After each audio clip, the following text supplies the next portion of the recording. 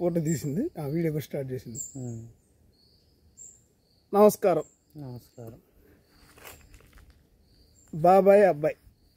బాబాయ్ చెప్పు నైనా. ఏమంటే ఈ సంస్కృతి ఎలా పుట్టింది, సాంప్రదాయాలు ఎలా పుట్టినాయి, నేను నిన్ను అడుగుతుంటా అంటావు ఏంది ఎలా పుట్టినాయి అంటే నువ్వు చెప్తే దానికి క్లారిటీ నేను చెప్తాను. ఎలా పుట్టినాయి?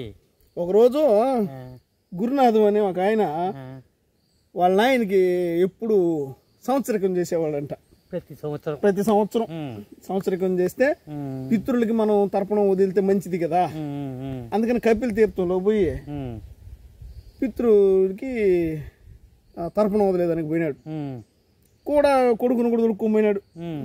ఏమంటే ఇప్పుడు మనం చూసి మన పిల్లకాయలు కూడా అలవాటు చేసుకోవాలి కదా, ఏదైనా జరిగిన సాంప్రదాయాలు ఎలా పుట్టాయి, ఏ విధంగా ముందుకు పోతున్నాం అనే విషయం గురించి.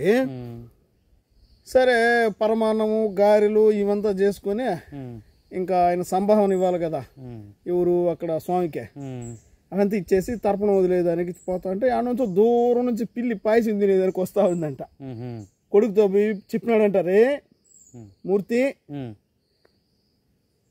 మా నాయన తర్పణం పెడుతున్నాను, పిల్లి వచ్చుండది, దాని బుట్టు కింద ముయ్యన్నాడట. ఆయన ఏం చెప్పినాడు,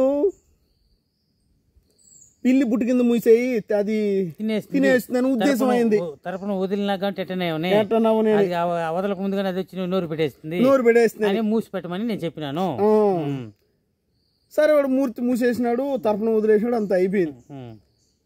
కరెక్ట్ గా ఆయనకి ఆరోగ్యం సరిలేక ఆయన చనిపోయినాడు, కాలం చేసినాడు. ఇప్పుడు మూర్తి తరపున వదలాలి కదా, అంతా ఎత్తుకుని అడిపోయాడంట. పోయేటప్పుడు బుట్టి పిల్లి కూడా ఎత్తుకుపోయాడంట అడికి. మూసిపెట్టిన పిల్లి అట్లా ఉన్నది. వాళ్ళ ఆయనకి తరపున వదిలేటప్పుడు బుట్టు కింద పిల్లి ముయ్యమన్నాడు కదా తరపున ఉన్నది.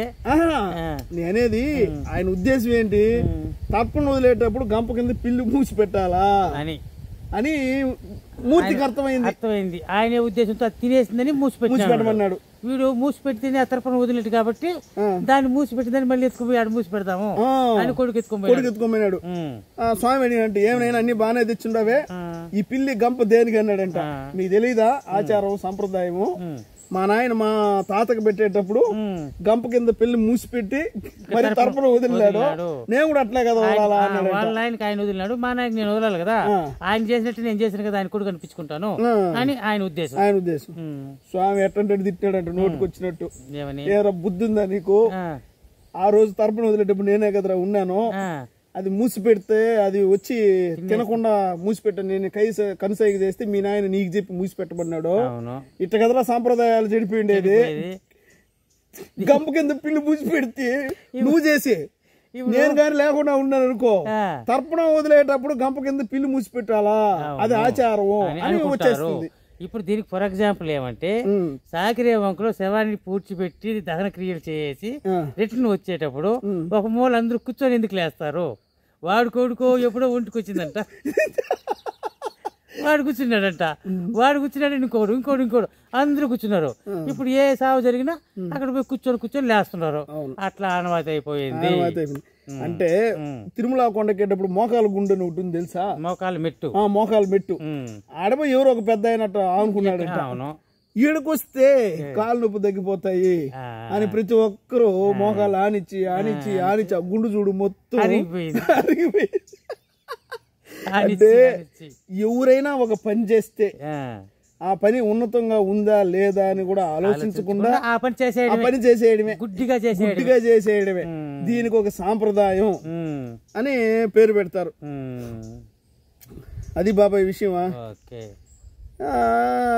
ఇంకా ఈ శాస్త్రం విషయానికి వస్తే ఇంకొక విషయం చెప్పాలి బాబాయ్ నీకు. ఒకరోజు చంద్రగిరి ఉంది కదా, మన చంద్రగిరి కోట, ఆ కోటని పునరుద్ధరించాలని, అంటే పునరుద్ధరించాలని కాదు, ఆ కోటని స్థాపించేటప్పుడు అంటే నాకు మా తాత వాళ్ళు చెప్పినారు ఈ కథ. ఎక్కడ వాళ్ళు విన్నారో లేకపోతే వాళ్ళు ఎవరైనా చెప్పినారో మనకు తెలీదు, కానీ నాకు తెలిసిన మా తాత నాకేం చెప్పినాడంటే, చంద్రగిరి కట్టే యజమాని కోట కట్టే ఎవరైతే ఉన్నారో రాజవంశీకులు వాళ్ళు వీళ్ళు స్వామిని తిరిపి చూసినారంట.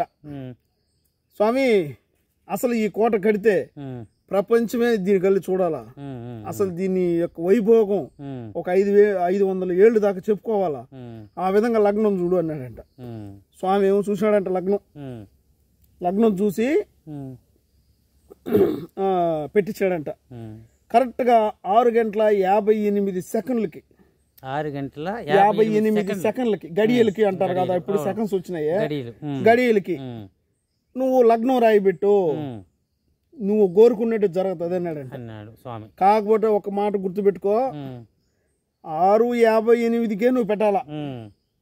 ఒక్క సెకండ్ ఒక గడియ తేడా వచ్చినా కూడా కుదరదు, అస్తవ్యస్తం అయిపోతుంది, నువ్వు అనుకున్న దానికంటే విభిన్నంగా జరిగిపోతుంది అన్నాడంట స్వామి చెప్పినాడు.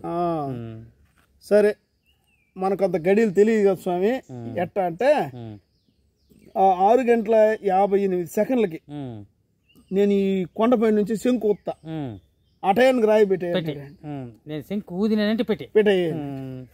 సరే స్వామి శంకు ఊదేసినాడు, రాయి పెట్టేసినారు, కోట ఏమో ప్రారంభం అవుతా ఉంది.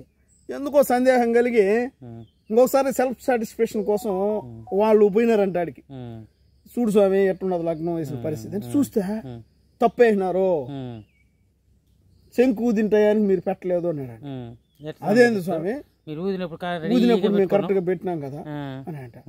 ఎన్ని గంటలకు ఊదినాను నేను అంటే 6:58కి ఊదినాను, గడియలకి నేను ఊదినానని చెప్పినాడంట స్వామి ఏమో. కానీ 6:55 ఒక బిచ్చగాడు ఊదినాడంట ఊదిలో, ఇది రాయబడినాడంట. అంటే కాలం మనం ఏదైతే కర్మ కాలం ఏవైతే ఉంటాయో, సంకల్పం ఏదైతే ఉంటుందో అదే జరుగుతుంది, కొత్తగా ఏది రాదు. సమాప్తం.